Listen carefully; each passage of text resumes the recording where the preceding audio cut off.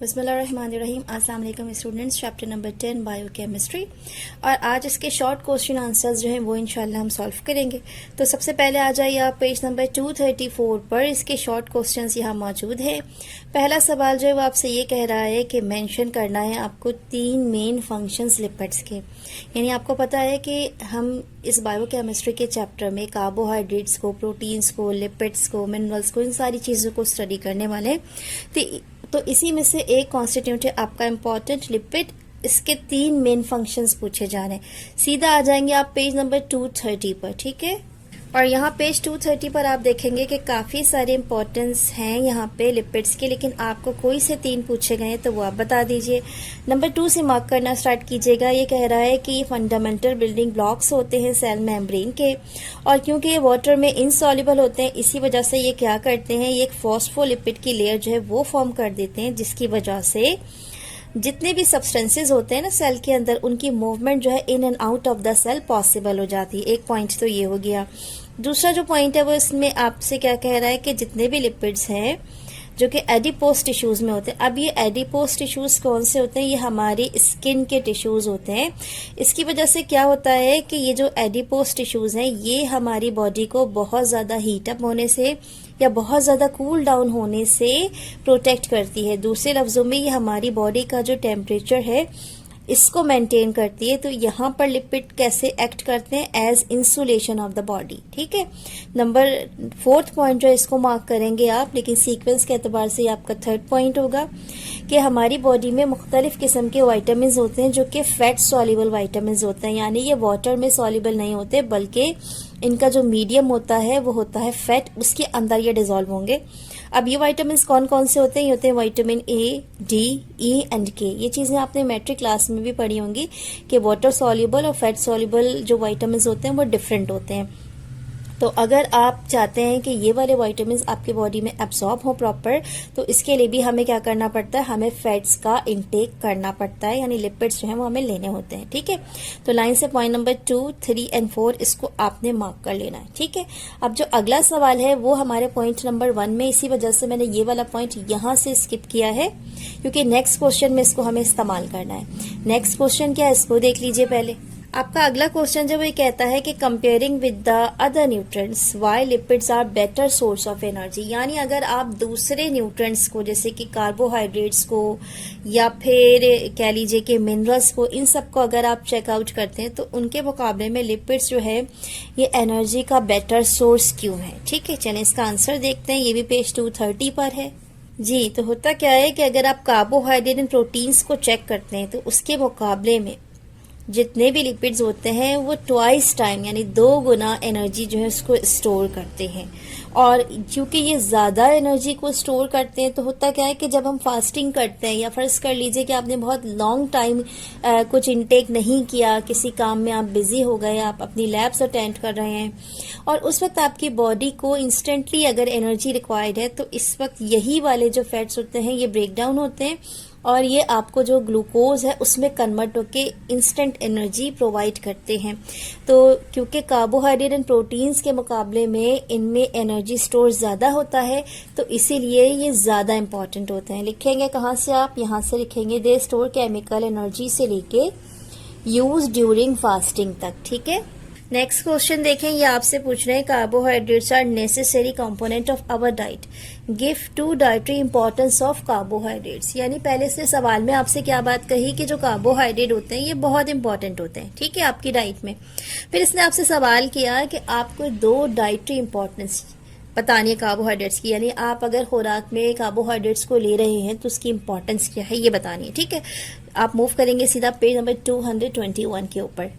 जी students, तो हम page number 221 के ऊपर आ गए। अब सबसे पहले तो आप बताएंगे, यहाँ से देखिए मार्क करेंगे कि carbohydrates are nutritionally significant to biomolecules and are essential part of our balance diet. होता क्या है कि कार्बोहाइड्रेट्स जो है ये हमारी डाइट का एक बहुत इंपॉर्टेंट हिस्सा है और हमारी बैलेंस डाइट में इनका बैलेंस होना बहुत जरूरी है। अब carbohydrates such as starch, sucrose, maltose etcetera converted into glucose in our digestive system. यानी चाहे आप सिंपल कार्ब्स लें या आप कॉम्प्लेक्स कार्ब्स लें, अल्टीमेटली हमारी बॉडी में जाकर सबसे सिंपल कार्बोहाइड्रेट में कन्वर्ट हो जाती है और सबसे सिंपल कार्बोहाइड्रेट होता है ग्लूकोज। अब देखिए एक चीज समझ लीजिए, सीधी सी बात कि लेट सपोज आप कोई भी चीज खा रहे हैं, फॉर एग्जांपल आपने रोटी इस्तेमाल की या राइस इस्तेमाल किए या आपने ब्रेड बन या कोई बेकरी आइटम या आपने कुछ फ्रूट्स या वेजिटेबल्स इस टाइप का कोई भी इंटेक लिया जो कि डेली लाइफ में लाजमी आपके जो डाइट है उसका हिस्सा होता है। तो होता क्या है कि वो चाहे जिस फॉर्म में भी हो, यानी वो कॉम्प्लेक्स फॉर्म में हो या वो बिल्कुल सिंपल शुगर्स की फॉर्म में हो, लेकिन अल्टीमेटली वो सबसे छोटे सबसे जो स्मॉल मोनोमर है उसमें कन्वर्ट हो जाता है और जो सबसे छोटा इसका पार्टिकल होता है, सबसे स्मॉल मोनोमर होता है, ये कहलाता है ग्लूकोज। अब आपकी बॉडी में जितना भी ग्लूकोज है जो कि कार्बोहाइड्रेट के ब्रेक डाउन होने की वजह से कन्वर्ट हुआ है ग्लूकोज में, ये ग्लाइकोजन की शक्ल में स्टोर होगा। होता क्या है कि फिर जब आप लॉन्ग टाइम कुछ खाते नहीं हैं या वैसे भी आपके जो नॉर्मल मेटाबॉलिक फंक्शन होते हैं जिसमें आप वॉकिंग कर रहे हैं या आप बैठे हुए हैं या लेटे हुए हैं या आप रिस्पिरेशंस कर रहे हैं या फिर आप कोई भी फंक्शन परफॉर्म कर रहे हैं, इवन आप स्लीपिंग भी कर रहे हैं, तो आपकी बॉडी को जितनी भी एनर्जी की रिक्वायरमेंट्स हैं उसमें ये ग्लूकोज सर फहरिस्त होता है। तो होता क्या है कि ग्लाइकोजन जो है, जो कि एक्स्ट्रा ग्लूकोज जिसने स्टोर करके रखा है, वो ब्रेक डाउन होता रहेगा और आपकी बॉडी को वो जो ग्लूकोज है वो आहिस्ता आहिस्ता मिलती रहेगी और आपके तमाम फंक्शंस जो हैं वो नॉर्मली परफॉर्म होते हैं। अब थोड़ा सा अगर आप नोटिस करें तो जब आप रोज़ा रखते हैं, फास्टिंग करते हैं, तो आप देखते होंगे कि मॉर्निंग में तो आप बहुत एक्टिव होते हैं, बहुत अच्छे तरीके से आप स्कूल भी चले जाते हैं, कॉलेजेस भी चले जाते हो, ठीक है, कोई और काम है वो भी करते हो, बॉयज जो है वो क्रिकेट तक खेल लेते हैं, उन्हें इतना फर्क नहीं पड़ता। लेकिन जैसे जैसे टाइम ग्रेजुअली ये कह लीजिए कि बढ़ता चला जाता है और असर तक के आते आते वक्त तक आप देखेंगे कि आपका एनर्जी लेवल बहुत डाउन होना शुरू हो जाता है। उस वक्त क्या होता है कि आपकी बॉडी में जितनी भी एनर्जी का स्टोरेज है वो सब का सब क्या है, इस्तेमाल होना शुरू हो जाता है। इतनी लंबी चौड़ी गुफ्तगू करने का मकसद क्या था, मैं आपको बता सकूं कि जो ग्लाइकोजन स्टोर होता है वो बिला वजह स्टोर नहीं होता, बल्कि जब हमें रिक्वायरमेंट होती है ना, हमें जैसे कि फॉर एग्जाम्पल सपोज कर लीजिए कि कोई स्पोर्ट्स वाला बच्चा है जो बहुत ज़्यादा स्पोर्ट्स करता है, तो वो जो नॉर्मल खाना है उसके साथ साथ उसकी बॉडी में जो एक्स्ट्रा ग्लाइकोजन है वो भी उस वक्त उसको काम आएगी जब वो रनिंग करेगा या कोई भी स्पोर्ट्स एक्टिविटी जो है वो परफॉर्म करेगा। ठीक है, तो किस्सा मुख्तसर आ जाता है हम दोबारा इस कंटेंट की तरफ कि किस तरीके से ग्लूकोज जो है वो स्टोर हो गया है। ठीक है, अब स्टोर होने के बाद ये जो ग्लूकोज है ये दो मेन रोल परफॉर्म करेगा। पहला क्या होगा कि ये जैसे कि मैंने आपको बताया ये एनर्जी स्टोरेज के तौर पे इस्तेमाल होगा, यानी बॉडी में स्टोर हो जाएगा। अब होता क्या है कि फिर जब आपको इस एनर्जी की नीड होती है तो ये जो ग्लाइकोजन है ये फटाफट से ग्लूकोज जो है आपकी बॉडी में शामिल कर देता है और आपको इंस्टेंटली एनर्जी मिल जाती है। ये जो फंक्शन है जिसमें ग्लाइकोजन जो है ग्लूकोज को स्टोर करता है और वक्त पड़ने पर आपको प्रोवाइड करता है, ये तमाम जानवरों में और इंसानों में जो है कॉमन है। ठीक है, ये वाला जो सोर्स है ये बिल्कुल कॉमन होता है। ये एनिमल्स में भी होता है जिसमें वो 2-2, 3-3 दिन तक विदाउट ईटिंग इसी ग्लाइकोजन को स्टोर कर करके अपनी नॉर्मल जो मेटाबॉलिक फंक्शन है उसको परफॉर्म करते हैं। और इंसानों में भी होता है जिसकी कॉमन एग्जांपल होती है फास्टिंग या कोई हार्ड स्पोर्ट्स एक्टिविटी। ठीक है, उसके बाद दूसरा काम क्या होगा कि आपका जो एक ब्रेन है, सभी के पास एक ही ब्रेन होता है वैसे, तो जो ब्रेन है इसके नॉर्मल फंक्शंस को परफॉर्म करना है। फॉर एग्जांपल आप कोई चीज़ देख रहे हैं, कुछ सुन रहे हैं, किसी चीज़ को रिस्पॉन्ड कर रहे हैं, इवन आप ये वीडियो भी इस वक्त जो देख रहे हैं, तो आपका ब्रेन जो है वो आपको सिग्नल दे रहा है कि आप कुछ देख रहे हैं, उसकी आवाज़ आपको आ रही है। सारे के सारे जो फंक्शंस होते हैं ब्रेन के, उसके लिए उसको एक ख़ास किस्म की एनर्जी जो उसकी रिक्वायरमेंट होती है और ये जो एनर्जी है वो उसको कहाँ से मिलती है, ग्लूकोज से मिलती है। तो ग्लूकोज जो है वो एक फ्यूल होता है ब्रेन के लिए।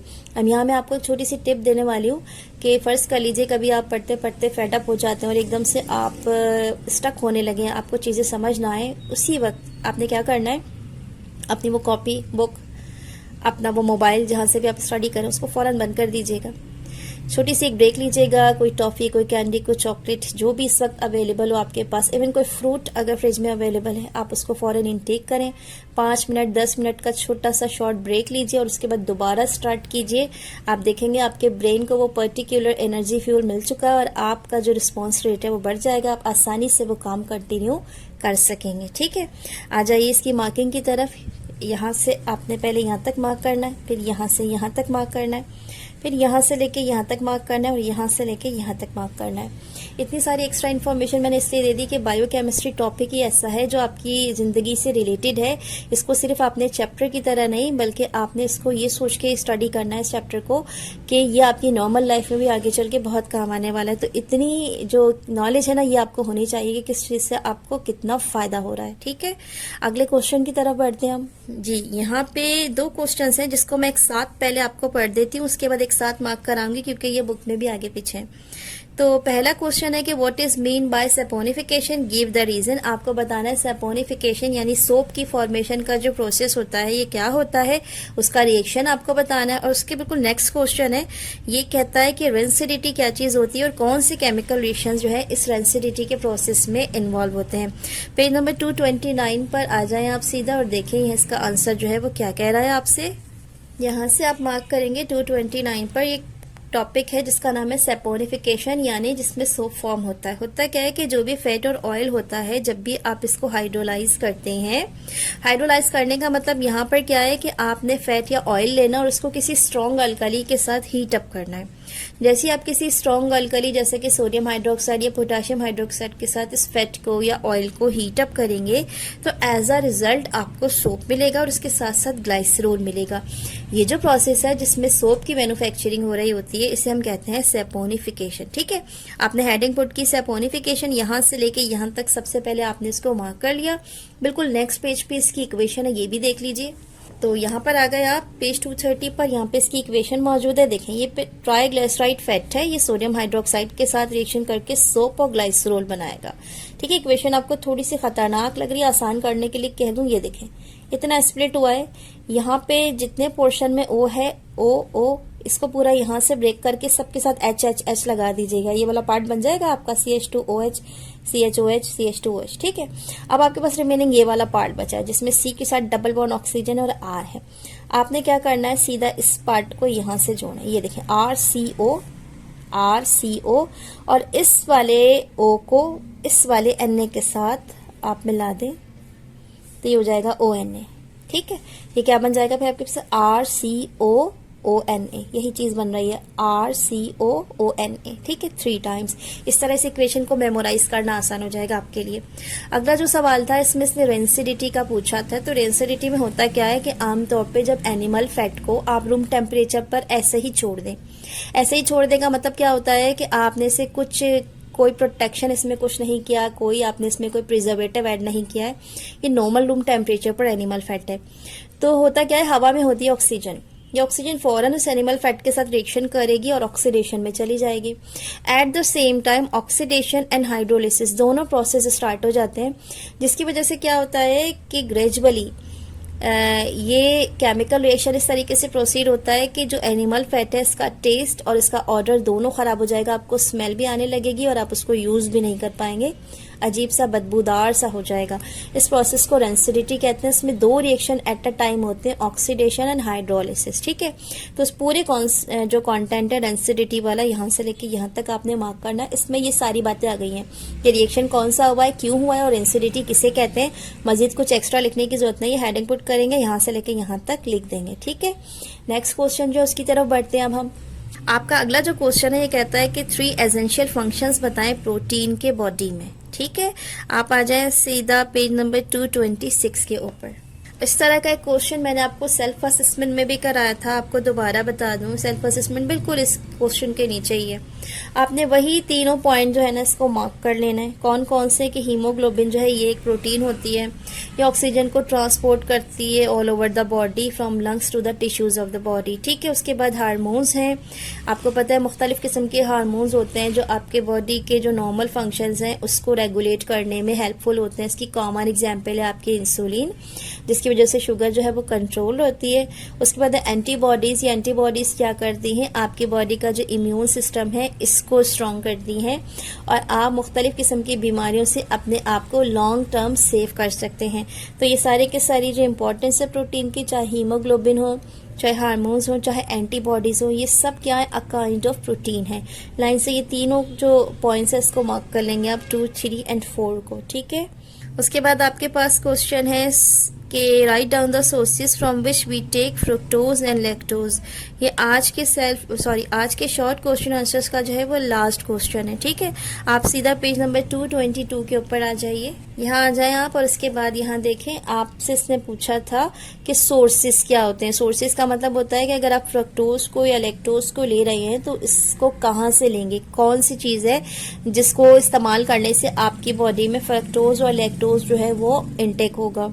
तो सबसे पहले फ्रक्टोज पर आ जाइए। ये सिंपल शुगर होती है। जितने भी फ्रूट्स होते हैं या जो मीठी वेजिटेबल्स होती हैं जैसे कि कैरोट्स हैं, बीट रूट्स हैं, इन सबको देखें आप तो ये इसमें स्वीट टेस्ट होता है थोड़ा सा। इसके अलावा हनी यानी शहद है जो नेचुरल हनी होता है।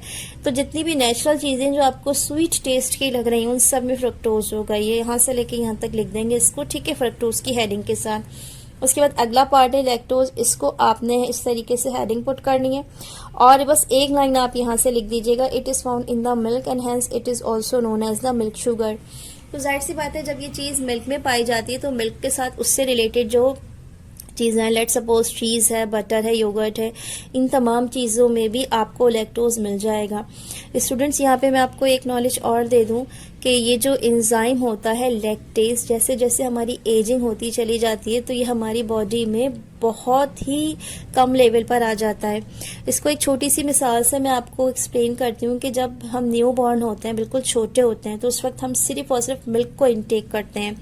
तो पैदाइश के शुरू के 6 महीने तक हमें मिल्क के अलावा और कुछ नहीं दिया जाता क्योंकि हमारी बॉडी में और कोई दूसरा एंजाइम होता ही नहीं है कि जो किसी और खाने को डाइजेस्ट करे। अगर कोई ज़बरदस्ती एक छोटे से बच्चे को कोई चीज़ खिलाने की कोशिश करे जो कि मिल्क के अलावा, तो वो बच्चा उसको फ़ौरन क्या कर देगा, उलट देगा क्योंकि उसकी बॉडी में वो एंजाइम मौजूद नहीं होता। तो फिर ग्रेजुअली जैसे ही आप 6 महीने से बड़े होने शुरू होते हैं आपकी बॉडी में बाकी एंजाइम बनने लगते हैं, वो बाकी चीज़ों की जो डाइजेशन है उसको हेल्प करते हैं। फॉर एग्जांपल प्रोटीन है, लिपिड्स है, कार्ब्स हैं। ग्रेजुअली आप जैसे जैसे उसको लेना शुरू करते हैं उसके एंजाइम्स जो है वो फॉर्म होने शुरू हो जाते हैं और ये जो लैक्टेज है ये ग्रेजुअली कम होने लगता है। तो with respond to the ageing क्या होता है, आहिस्ता आहिस्ता आपकी बॉडी में जो डाइजेशन दूध का होता है ये कम होने लगता है।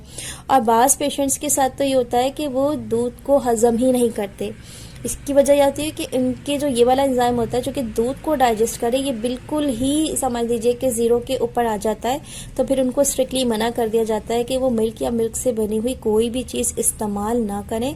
इसको लैक्टोज इंटॉलरेंट कहते हैं। ठीक है, तो यहाँ पर एक बात ध्यान में रखिएगा कि हम ये मिल्क को, चीज़ को, बटर को एक कह लीजिए कि लिमिट में ही यूज़ करें तो अच्छा है क्योंकि हमारी बॉडी में इसको डाइजेस्ट करने वाला जो एंजाइम है इसकी क्वांटिटी बहुत कम होती है as compare to the other nutrients, for example proteins, carbohydrates और लिपिड्स। ठीक है, अच्छा, इसके साथ ही स्टूडेंट्स आज का ये जो शॉर्ट क्वेश्चन आंसर्स है ये कंप्लीट हो गया क्योंकि बायोकेमिस्ट्री एक ऐसा टॉपिक है जिस पे आपको बहुत कुछ बताया जा सकता है। ठीक है, इन शॉर्ट में आज आपको एक एक्स्ट्रा क्वेश्चन और बताने वाली हूँ यहाँ पे कि यहाँ इस खास टॉपिक ये जो बायोकेमिस्ट्री का जो चैप्टर है आपका, इसमें जितने भी ये डू यू नो है ना, इन सबको आपने देख लेना। इसमें हर डू यू नो में कोई ना कोई इन्फॉर्मेशन मौजूद है जो आपको बता रही है कि ये आपको MCQs के अकॉर्डिंग्स में भी इम्पॉर्टेंट हो सकता है और शॉर्ट क्वेश्चन आंसर्स के अकॉर्डिंग्स में भी इम्पॉर्टेंट हो सकता है। कहीं कन्वर्जन बताई जा रही है, कहीं आपको एक रेंज बताई जा रही है। ठीक है, कहीं आपको कॉम्प्लेक्स कार्ब्स के बारे में बताया जा रहा है, कहीं आपको बताया जा रहा है कि अगर आप कार्ब्स लेते हैं, प्रोटीन लेते हैं और फैट लेते हैं, उसका 1 ग्राम लेते हैं तो इसमें एनर्जी के अकॉर्डिंग्स में कितना डिफरेंस है। ठीक है, तो ये सारी चीज़ें जितनी भी डू यू नो है ये सब के सब आपने क्या करनी है, स्टडी कर लेनी है थॉरोली। इससे MCQs और शॉर्ट क्वेश्चन आंसर्स दोनों के आने का चांस है। तो जहाँ कहीं भी मुझे चैप्टर में ये चीज़ कोई ऐसी दिखती है जो मुझे ऐसा लगे कि नहीं, मुझे बच्चों को बता देनी चाहिए, ये आ सकती है, तो मैं वहाँ पे उसको ज़रूर इन्फॉर्म करती हूँ। इसके साथ ही एक क्वेश्चन और है जो कि एक एक्स्ट्रा क्वेश्चन के तौर पर है, इसको मैं मार्क कराने वाली हूँ। यह है पेप्टाइड लिंकेज। इसको क्वेश्चन को मार्क भी करा देती हूँ, उसको समझा भी दूंगी और आपको बता भी दूंगी कि ये किस तरीके से आएगा, इसके भी आने का चांस होता है। ठीक है, इसको देख लीजिए आप। ये पेज 223 पर है। इसको एक एक्स्ट्रा शॉर्ट क्वेश्चन के तौर पे आप ले लीजिए। इसका सवाल लिखिएगा व्हाट आर पॉलीपेप्टाइड लिंकेज, यानी कि पॉलीपेप्टाइड लिंकेज क्या होती है। सबसे पहले उसको मार्क कर लीजिएगा यहाँ से लेके यहाँ तक। फिगर 10.4 कट कर लीजिएगा, ये वाली इक्वेशन है। अब देखें, इस बात को समझ लीजिए। तकरीबन 22 डिफरेंट किस्म के अल्फा अमाइनो एसिड्स होते हैं जो कि क्या करते हैं, मिलकर प्रोटीन को बनाते हैं।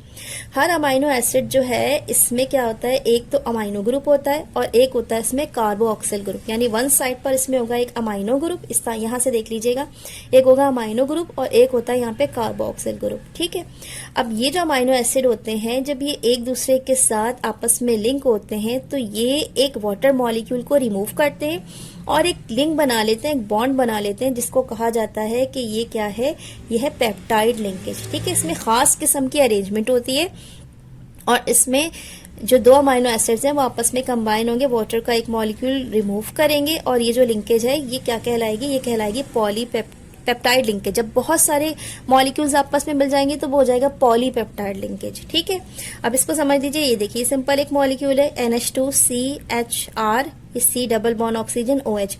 इसका OH दूसरे वाले अमाइनो एसिड के H के साथ मिलकर वाटर मॉलिक्यूल रिमूव करेगा एग्जैक्टली इस जगह से। देखिए जहां ये कार्बन डबल बॉन्ड ऑक्सीजन है और ये नाइट्रोजन है, यहां से एक बॉन्डिंग जो है बन जाएगी इस जगह। सिर्फ बीच में से आपने एक वाटर रिमूव करना, बाकी एज इट इज उठा के बॉन्डिंग जो है इधर पे कन्वर्ट कर देनी है और ये जो लिंकेज है ये बन जाएगी। ये बॉन्ड क्योंकि दो अमाइनो एसिड के मिलने से बना है तो इसको कहा जा रहा है ये डाइपेप्टाइड है, और ये जो लिंकेज है इसे कहा जाता है ये पेप्टाइड लिंकेज है। तो ये तो सिर्फ दो अमाइनो एसिड्स की बात हुई, बहुत सारे अमाइनो एसिड्स मिलेंगे तो वो क्या हो जाएंगे, पॉलीपेप्टाइड लिंकेज। ठीक है, तो इसके साथ ही स्टूडेंट्स आज का जो शॉर्ट क्वेश्चन आंसर है जिसमें थोड़ी सी मैंने आपको एक टिप भी दे दी थी कि डू यू नो के क्वेश्चंस कर लीजिएगा, एक एक्स्ट्रा क्वेश्चन भी समझा दिया है, ये कंप्लीट हो गया है। इस वीडियो में अगर कोई भी बात आपको अनक्लियर रही है तो उसको कमेंट सेक्शन में जरूर मेंशन कीजिएगा। प्लीज इस वीडियो को लाइक कर लिया कीजिए, चैनल को सब्सक्राइब कर लीजिए, अपने क्लास फेलोज में इसको जरूर शेयर किया कीजिए ताकि ज्यादा से ज्यादा स्टूडेंट्स तक इन्फॉर्मेशन पहुंच सके। अपना बहुत सारा ख्याल रखिएगा, मुझे अपनी दुआ में याद रखिएगा। टेक केयर एंड अल्लाह हाफिज।